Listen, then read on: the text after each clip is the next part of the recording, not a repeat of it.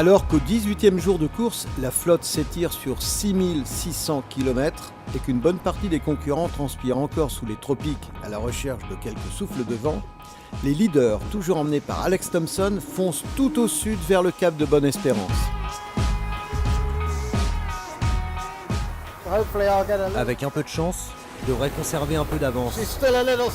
Mais j'ai toujours ce problème de foil. Il n'en reste pas beaucoup, ça ne me sert pas à grand chose. Et ça doit quand même me ralentir un peu.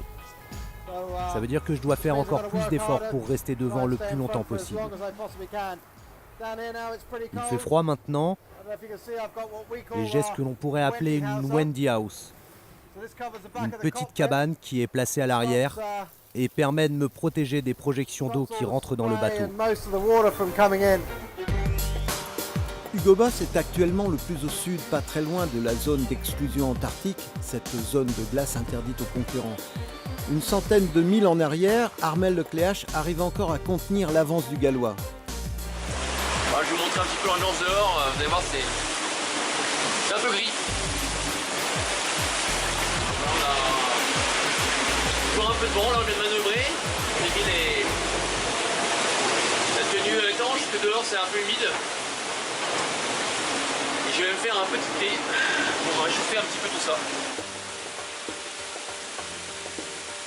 En troisième position, Sébastien Josse s'accroche lui aussi à la tête de course après son avarie de safran. C'est parti de la course.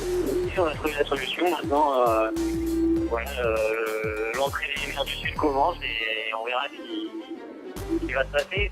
Mais la série noire semble continuer en fin d'après-midi. Morgan Lagravière, alors en quatrième position, indiquait par un tweet qu'il avait lui aussi subi une avarie sur l'un de ses safrans. Alex Thompson, décidément intouchable, devrait passer ce soir le cap de Bonne-Espérance, plus exactement le cap des Aiguilles, le point de repère officiel marquant le passage de l'océan Atlantique à l'océan Indien, après 17 jours, 22 heures et 58 minutes de course à la moyenne record de 17,3 depuis le départ des Sables d'Olonne.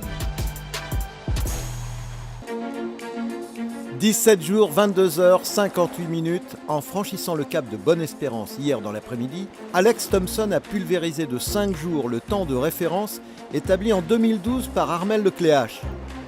Le même Armel Lecléache qui passait le cap 4h32 minutes plus tard, suivi par Sébastien Josse 9h12 après. C'est une belle journée dans les mers du Sud, il y a du soleil. Je suis tribord à mur et ça veut dire que le foil bâbord est descendu, ce qui est fantastique. Je suis content d'être à nouveau sur mon foil. J'ai regardé le petit bout qui sort de l'autre côté, ça a l'air misérable. Je ne sais pas quand je vais pouvoir le couper, mais à un moment, il va falloir que je le fasse. Mais pour le moment, le soleil est de retour et il y a du vent.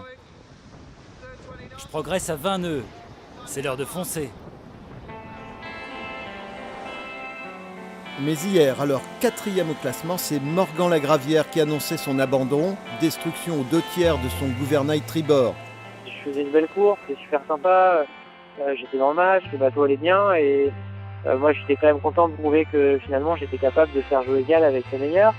Ça s'arrête un peu brutalement, mais il faut l'accepter et puis ça fait mal, mais il faut rebondir, penser à autre chose et puis voilà, c'est un jeu, c'est une course, c'est pas la vie quoi. Fin de parcours pour ce jeune skipper de 29 ans qui n'avait jamais passé plus de 15 jours en solitaire avant de participer avec brio pour la première fois au Vendée Globe. もうが本当にお疲れ様でした。見事な走りでした。帰ってまだまだねこれから2回3回。